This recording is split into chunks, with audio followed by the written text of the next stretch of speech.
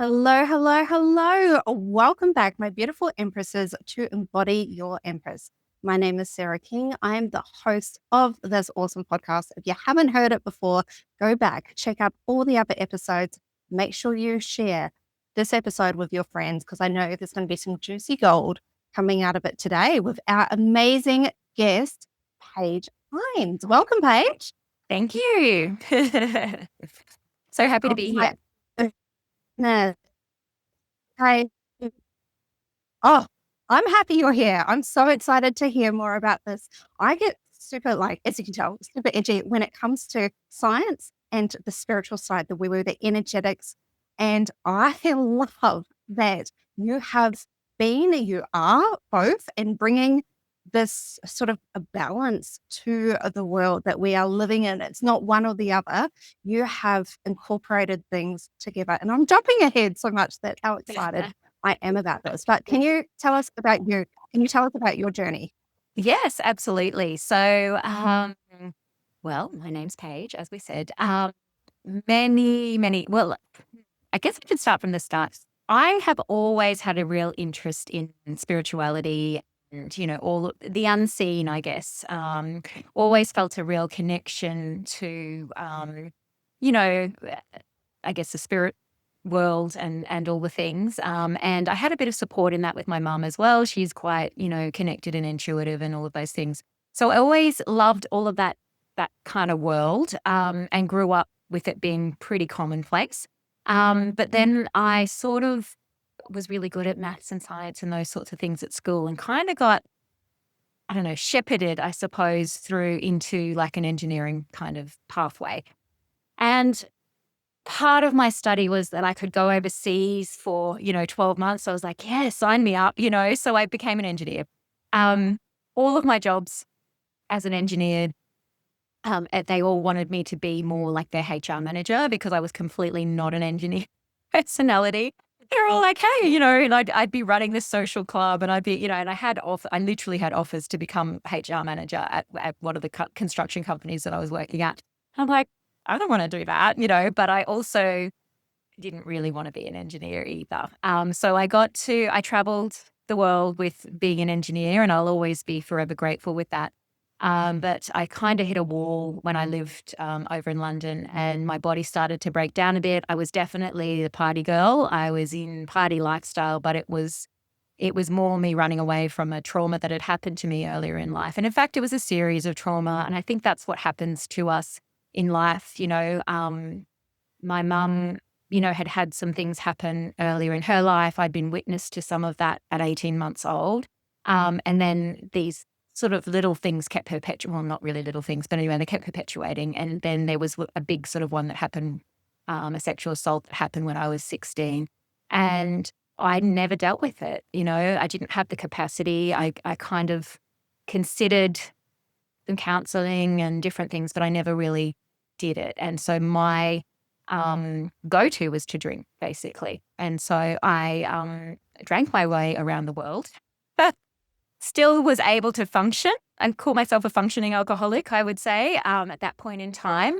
But my body hit a wall. And I actually went to see a nutritionalist, which was really interesting. I do not know how I ended up in the room with this guy, but I did. He was an Aussie as well. And he said, oh, love, one look at me and he's like, your issue is not like your body, it's actually your emotions. And he's like, I'm going to send you to an EFT person, emotional freedom technique practitioner. And I was like, oh, okay. So I went along to Harley Street in London, which is where all the doctors are, right? She was charging 90 quid in those days for a session, which was a lot because that was, a long time ago. I'm not going to say how long, but a long time ago. Anyway, I just spent the whole time bawling, and it started to get to a point where I was like, okay, it's time to start to deal with this trauma that I have. And so I came back home and I I moved out of engineering, kind of sidestepped into more of recruitment, which suited me better with my personality. And then I started my healing work. And through that journey, I came across a modality that healed me basically, the doctors didn't know what it was. I was bleeding, and I would bleed for 6 weeks at a time. They basically said, you will not be able to have children, the doctors. And I was like, yeah, sorry, I'm not accepting. That's not happening. And in my heart, I knew it was my body releasing the grief. But I also need the physical to stop, right? Because I was dealing with the emotional, albeit slowly. I had a lot of really amazing healers in my team. But yeah, so I got to a point where I was like, I need this to stop. It was depleting my body, and I was, so I went along to a demonstration, and it was at a friend of mine's healing center. And this lady said she was looking for someone to demonstrate on, and I put my hand up and she chose me, and my bleeding stopped that night. And I thought, oh, this is interesting. And then I thought, oh, I'll just wait and see, because it'll start again, like I was, anyway. And it didn't. And so then I rang her a month later and I said, I need to know what this is and I want to learn it. And she's like, perfect timing, because the guy who teaches it is in Australia next month.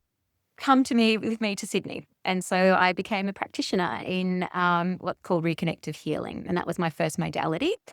And then I started to move into other things. And it's led me to many, many modalities, many, many things that I've studied. But at the heart of it all, I guess, is kinesiology and the work that I do sort of now. So yeah. So it's been pretty amazing journey, and 3 children later as well. I was going to say, because you are a mum, right? So I you just absolutely rejected that 100%. that Yeah, you've been that it was. bold. I took. I never took that on, and I think I am a bit of a rebel at heart. So I think it was like, yeah, you watch me show you that I can have children. You watch me heal. But yes.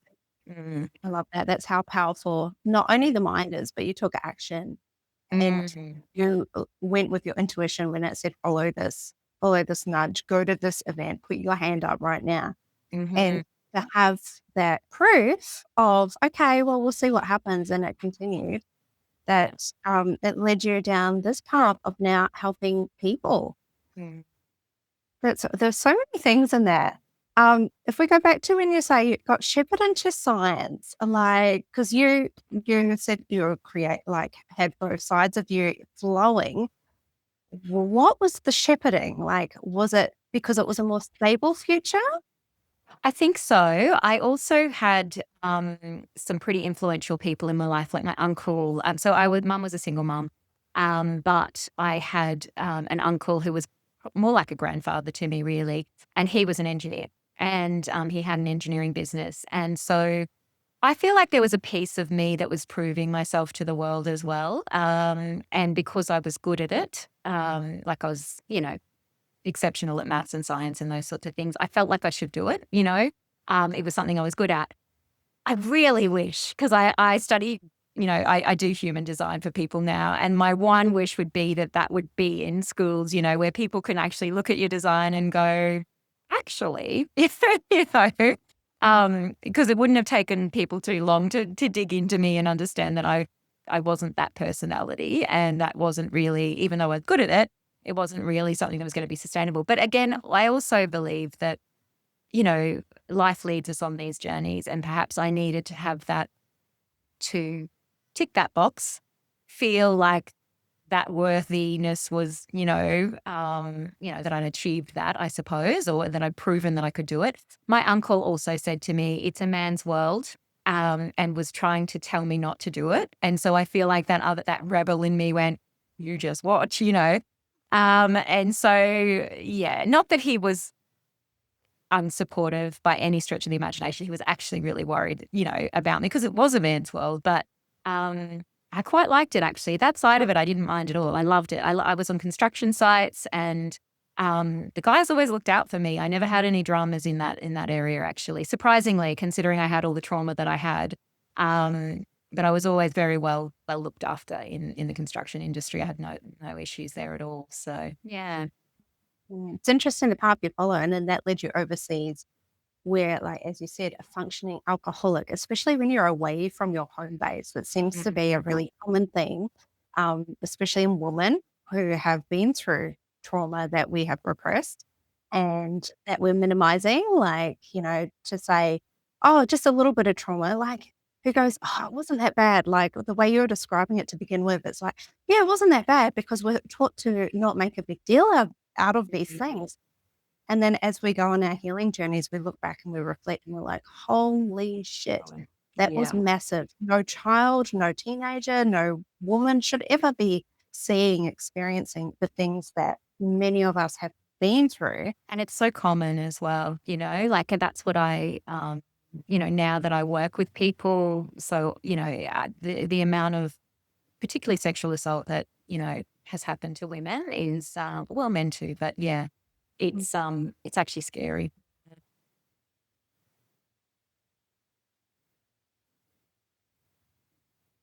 Oh, there we go. We're back.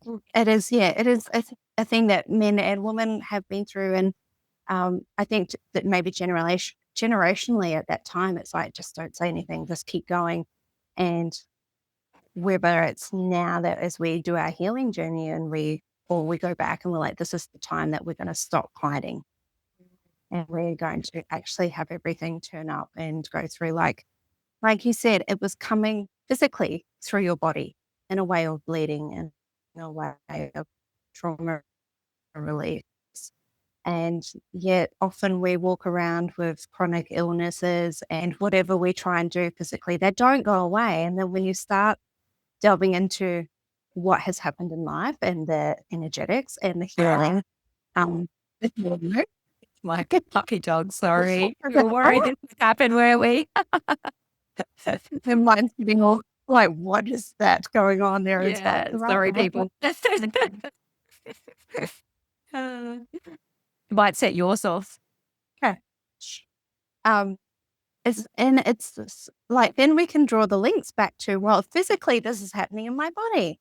Oh, okay. It is related. It is a grief. It is the trauma that I was experiencing. Okay. And how can we acknowledge and release that? So I think that's a beautiful thing to come back to if you are just at the beginning of that process for yourself, because it is common and there are people out there that can help like yourself and have been through and can show you ways and experiences and modalities that you can use. And I think that's important. Like you said, you started with reconnective healings and then have moved through, and kinesiology is a major thing that you do now.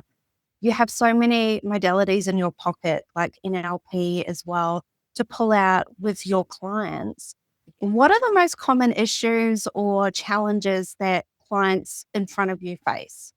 Yeah, look, I really, I guess the way that my work has evolved, I really end up looking more at the spiritual and the emotional connections for the physical conditions. So if someone is coming to me for a physical condition and they don't know me, I will often say to them, and they, they've seen other kinesiologists or whatever, because we all work in very different ways. I'll often say to them, be prepared that we'll be looking at the emotional. We won't necessarily be doing the structural. I can do the structural, and if your body's asking for it, we will go down that track. But I tend to, my big thing is looking at the underlying emotional connections to what's going on. And really, it's about releasing the past, because that's what it is, right? We're holding on to trauma, whether that's past life or this lifetime or, ancestral, whatever it is. It's often that's what's keeping us in this holding pattern. So the people who come to me, often it's chronic things. So it's chronic conditions that they can't shift, or it is feeling stuck. I do see a lot of women, around our age, where maybe they've just reached a point where they're just like, I don't know what to do or where to go, or, and perhaps it's unresolved trauma that they haven't dealt with. And it's catching up with them like it did with me and a lot earlier in life. But yeah, so it can be a bit of that, and or it can just be feeling stuck in life as well, like not sure which way to move forward. And yeah, so it's a broad range, and I love the variety, the diversity as well. But it all really boils down to releasing that past, whatever it is. Yeah, and helping them sort of see what's possible in the future. Mm. Absolutely. And that stuck feeling, Mm. it's also so common. Like I work with a lot of women who are in that stuck feeling and they don't know why, because everything in life might have been going pretty smoothly up until, this one point where you're suddenly wondering, what am, what am Who I am I? doing? Who What am am I I? here to do? There Yeah. must be something more than this. Like that's what what flows around a lot. There must be something more than this. And that's what I love. Like I love it when people get to that point. And I'm like, oh, we get to jump into Yay. the juicy bits and go as you want to go, because there's sort of like a vastness out there and the scope of things. Like you mentioned trauma from this lifetime, generational, past life. And for that, even for some people, is a massive like concept. What do you mean? I'm holding trauma from a past life. I didn't even know past lives were a real thing. I thought they were just something people made up in sci-fi movies. Yeah. And when you actually allow yourself to open up and experience what could be potentially fold, like literally holding in your physical body, but it can be from a past life that is drawn in your mind. Like the first time I experienced a past life, um, like vision and what it was holding on for me, like that was so mind blowing, because I'm like, if that was one little thing, imagine all the rest of what's going on is attached to and what's related to. So I got really excited. So I know some people can contract in fear, like, but I got really excited and leaned into it because I'm like, this is great. That was really easy to clear. And Yeah. I felt like a new woman afterwards. Like I was lighter. I had so much more energy. That niggling thing wasn't with me anymore. And Yeah. because I embraced it, it meant the next time, like it was so much easier to work through as well. Do you find that a lot? Yeah. And look, I guess for me, I mean, I've done a bit of past life regressional work as well with other practitioners and things. And one thing that I've always found tricky is I've always felt like it's my mind in there and it's, the visions that I'm seeing, do I trust them? Some have been extremely vivid and there's been no question in my mind. But other times I've found it hard to drop into that space. What I love about kinesiology is if it's beyond someone's scope and beyond their belief system, I'm very respectful of that, because it's not in everyone's, you know, belief. Like, there's different religious beliefs around it and all the things. I find it doesn't usually come up for the people who are completely closed off for it. So that's fine. But I always check in and make sure that they're okay with that and say, how do you feel about past life stuff? And if it's a no-go zone, then we don't go there and that's okay. But with kinesiology, we don't need to have those visuals. We don't need to experience that trauma of the past life. We just bring it to the surface. We know it's there and then we clear it with whatever methods, come up for that person individually. And that's what I kind of love about it, because I don't have to go into story around past life. I don't have to have them understanding what happened in that past life necessarily. Sometimes like there is a particular balance that we can do where we do dive into that if it's relevant. Um, but sometimes just the emotion for the balance will come from past life. And that's enough. We'll just find out what the emotion is and understand its past life stuff and it'll be gone, as we move through the balance. So the ease of that, I love, just from being that person in that kind of regressional state going, I'm not getting anything, there's no visuals coming to me, like, and you don't want to disappoint the person or yourself. And you're like, but with muscle testing, which is what we use in kinesiology, it's very easy to just find it all out. And the person has no knowledge of it. That's fine. If they don't want to know about it, that's fine too. We just work with releasing it. And I love that. So yeah, but it comes up a lot. It is in it. I feel like it's coming up more and more for people. And it seems to be a lot more widely accepted, I guess, that there is, something beyond us and we've had lifetimes beyond this. And so I do feel like the openness, maybe it's just the people I'm attracting, I don't know. But yeah, it is. No, Mm, right. And I love how respectful that is. mm, Because we only open up to what we're going to be open to, and yeah. it will only work if you're open to something.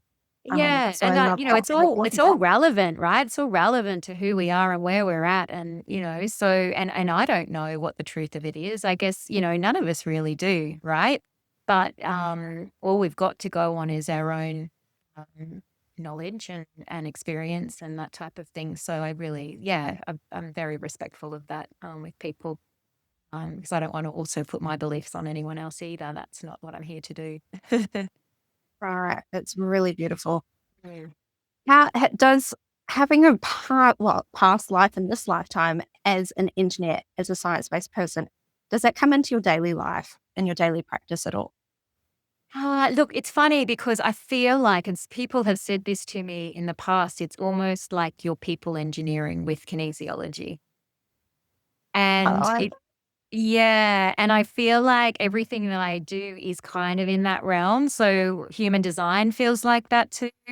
I've also I work with the technology now as well. So I bring a bioresonance technology in.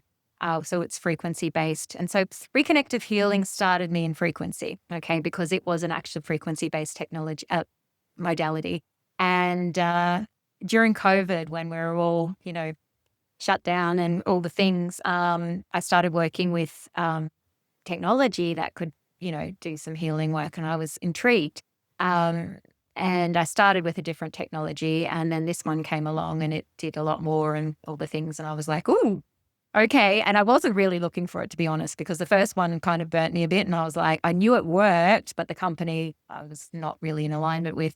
And so I was like, no, I'm not looking for anything else. And I had one of my students, because I taught kinesiology, I still do, but she kept bringing it to class and showing all the other students. And I'm like, and I had FOMO. So I was like, all right, show me, and then I ended up, adopting that into my practice. So I guess from that perspective, yes, because it is, that technology side, I guess I have that um, interest in that sort of side of things as well.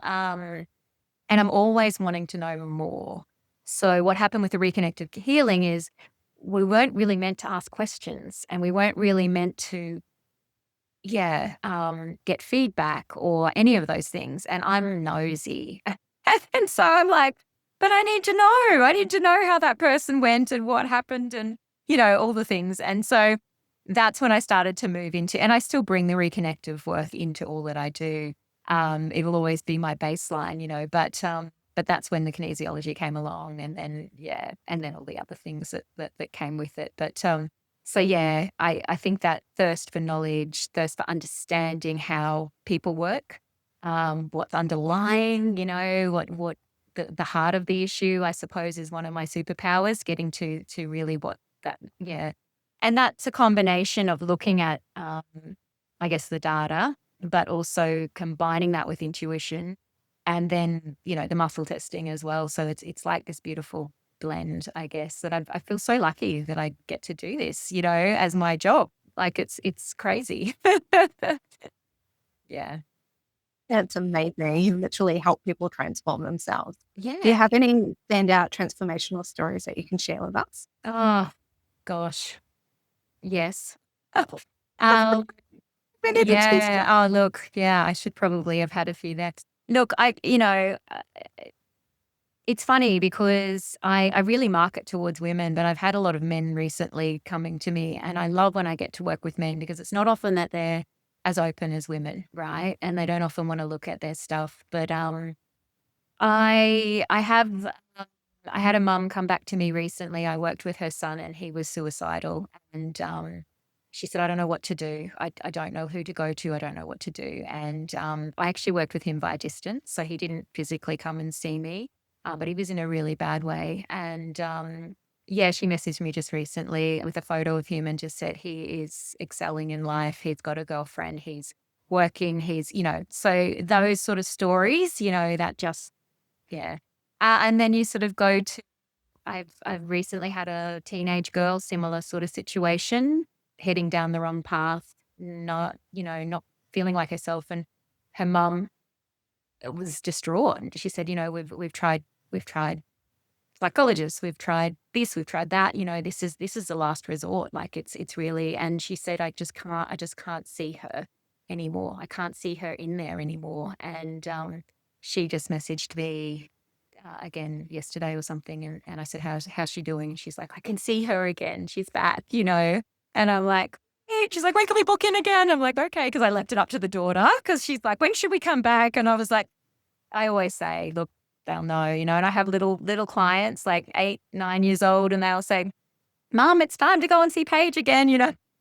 And I Oh, love that, right? Because these kids start to, yeah. Um, what else? I don't know. There's been many, many over the years. I was working with a 70-ish-year-old man just recently. He's really lost his way and just work's kind of drying up. He's not feeling connected.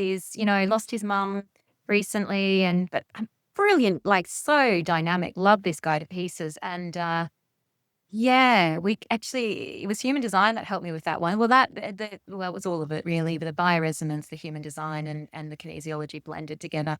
Um, but I connected him with some aspect of his human design, and it was purpose, right? His incarnation cross, if anyone knows human design, and we were able through the session to connect him back to that, because he's feeling really directionless and purposeless, and he just said, like a week later, he messaged me this amazing thing going, oh my gosh, like I'm just floating and I'm in this blissful, joyful state because I know that I am who I need to be in the world, and I'm living it and I'm like, oh my gosh. And then of course all the work started to flow in again and he was reconnected to himself, which that lit me up recently as well. So, but I mean, there's been so many, people, I don't know, like there's one guy who stands out. He was doing work cover claim, right? And my friend knew not to send him to me until he was at the end of that, but he had a really bad back that wasn't healing.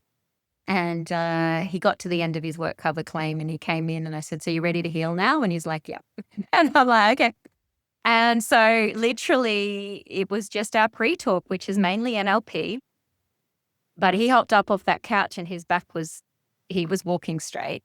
I put him on the table and I did what I usually do. And then he left and I never saw him again. But my girlfriend she was his psychologist, and she'd sent him to me and she said, yep, fine, no more back problems. I'm like, because he was ready, So, wow.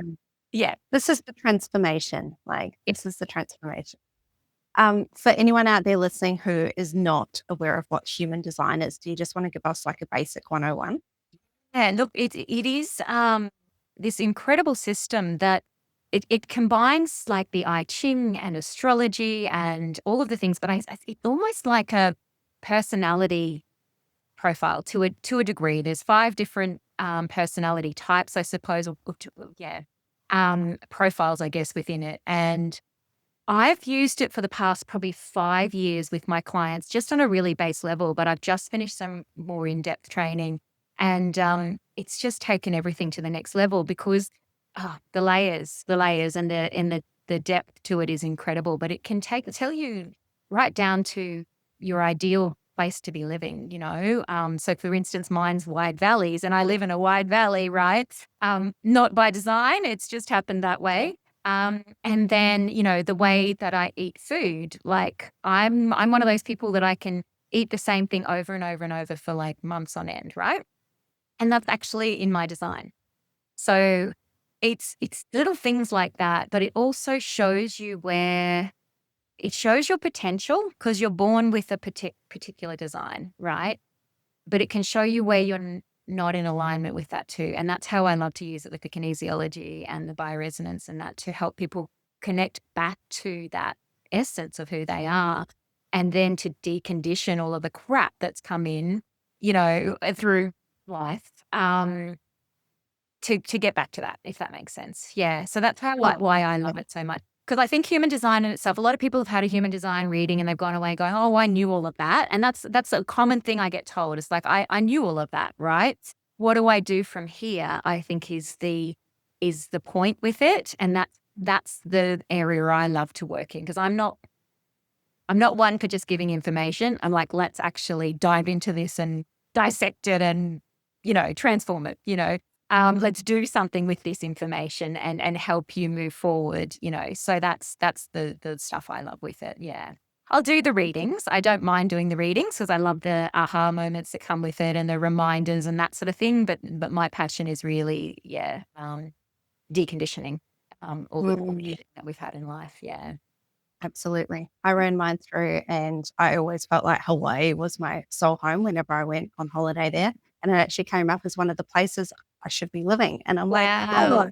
oh, I felt it in my heart, but to see that was like Oh, confirmation. wow. And also I'm a manifesting generator. So I do something and then I do something else and then I do something and, I'll run into someone for a view. Oh, are you still doing that thing? And I'm like, oh, that thing, like, no, I've moved on 10 times by now. And I used to judge myself and put the conditioning on, like from childhood, that Mhm, I was really flaky because mhm, you have one thing and you're good at one thing in life and you do that thing for the next 60 years. And I was just like, I keep changing careers like this. And like I collect modalities like it's going out of mhm, fashion. And mhm, I have all this little, like I'm like a little magpie collecting shiny objects.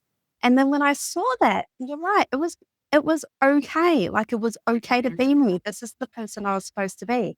And it gave me permission to be accepting of myself. I Absolutely. know that all these little different things have been puzzle pieces for me leading to the next thing, and that taking the action when I knew it was out of alignment, that thing to the next thing was Mhm. perfectly okay. And that was my purpose to be doing it. And it was the Absolutely. most freeing thing. It was the I most love that freeing about thing. it. And, that's funny you should mention that because it was the most freeing thing for me as well, that particular point of not carrying things through to the end. And it was and that our trajectory is like this, that, like that is how we're meant to be. And I'm like, "Oh, thank goodness, because that's me." But and there's not every person out there like No, that not at just all. No, it's just what we yeah, are. that's a section of the population, yeah. But when you understand that, it's like and it's funny because now I can almost pick like who's what, like, and I have fun doing that actually. I was at a camping thing for Easter and this lady was talking about her daughter and I know her daughter and she said something about, she would be the one where she would be directing everyone in the sand pit, even at age 2, right? She'd be like, you do this and you do that. And blah, blah. I'm like, I bet she's a manifester. And she said, and then she would walk away and leave it all and they would be left to finish the job. And I'm like, she's a manifester. Anyway, I ran her chart and sure enough, she was a manifester. And then, so I ended up doing about 10 readings that day because everyone's like, well, what am I? And what am I? And how does that? And I'm like, oh my gosh. So that often happens to me when I'm in social things. So they're like, oh, I want to find out what your design is. I think that was a question I asked you when we were at the dinner that we met as well. Well, you didn't ask. You're like, "So, Yeah. you are power, right?" Like, Yes. "Yes, yes, I Yeah. am." Yes.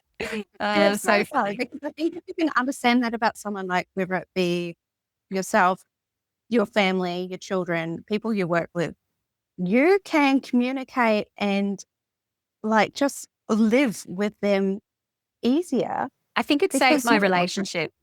I think it saved my yeah, relationship because I'm a manifesting generator and he's a projector, so a completely different type.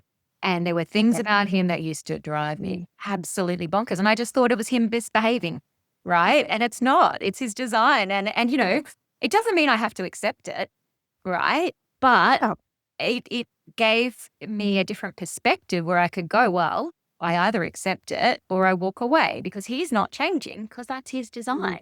Right. And so it gave me the permission to go, okay, well, you choose, but it's not mm, him misbehaving and he can't change. That's who he is. So it's like, yeah. And children, oh my gosh, parents and kids, I've got 3 boys, they're emotional, I'm not. And yeah, understanding that, that's completely shifted how I look at them and how they make their decisions and, those sorts of things. And same thing, I just literally just did a session for a lady with 2 kids and they both aligned 4, which means they need community and it's really important for them and strong foundations and they're moving around a lot at the moment and the kids are really struggling with anxiety and stuff. And I said, they're living between 2 countries, basically. They're living in Vanuatu and they come across here a lot because they're from here. And so this has just given the mum a bit of understanding of where that's coming from. And now she's looking at ways to give them that stability and that. So that it's life changing, right? Because these kids could grow up as anxious kids otherwise. But now she's got that knowledge and can go, okay, let's work with that. I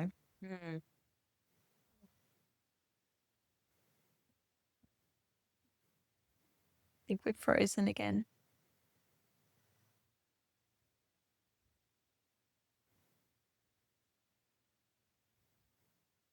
such a gift. So beautiful. All right, Paige, I have a couple of questions for you. Okay. How do you, how, I'm ready. How do you embody your empress? Mm. Look, movement's really important to me. So that I actually join in a monthly dance session, and I love that.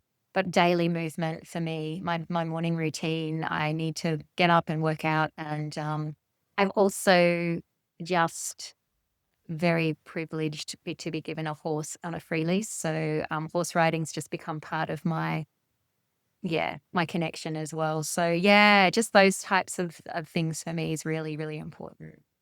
Oh my gosh, I think that one's the empress modality there. I've just got a horse in my back pocket I can pull out. Yes. Oh, and they're just so it's just come into my life in this year. I did some work with the horse whispering program, which was amazing. And I just helped out. It wasn't me doing it. But and then this I started riding with some friends and then she gave me the horse and I'm like, okay. Right. So yeah, very, very blessed with that because they're such heart openers. They're just amazing. So incredible. Okay. What does your empress energy feel like? Mm. It's actually it's an ease and joy, I think is the Mm, Empress energy for me. Yeah. beautiful. Mm. All for that. Okay. And what are your parting words of wisdom for your nation? Ooh, it's just to really connect with your true essence. I feel like we're being homogenized in this world at the moment and we need uniqueness and we need authenticity and to can be connecting back to who we truly are because we need everyone's um, differences, not sameness, and Yeah. so to have the courage to connect in and be who you are. I've had the privilege of being supported in being able to be that in my life, and I feel really that it is a privilege, and an honor to have been supported in being my craziness. That's what my partner calls me, my weirdness. Um, but he loves me for it, right? So I was very lucky and blessed to have that support in my life that allowed me to be all that I needed to be. So it's a courage to connect and be who you are, who you truly are. Yeah. Absolutely. Just be you. And if you're not sure on who that you is, Uncover it. that's what Go we're on the here for. journey. Yeah. Yeah. I Yeah, gotta be back absolutely. to that. Connect back in. Yeah, 100%. Yeah, because it's Don't need there. It's more just, of the it's same. got a little bit of conditioning to get rid of, right? That's right. That's right. Yeah. Just like take off some of the jackets and the coats that we've layered on top out of protection. Absolutely. We are so there for it. Yeah. Wonderful. Thank you so much for coming on today, Paige. In the Thank you. description, I have all the ways that people can connect with you and reach out for Thank more. you. But yeah, this was super exciting. I'm still glowing. I've got a little red flush going on my Little Empress my glow. cheeks. A little Empress glow. Empress was getting so excited, to hear more Love it. about all this. And I love this. I love these conversations because this is what drives the passion and the purpose in life. And this is what gives other people courage to stand up and be who they are and be authentically themselves and know that help is out there if you need it. And also people are out living their true, authentic, aligned selves. So thank you so much, Paige. We appreciate your time today. Thank you so much. Bye.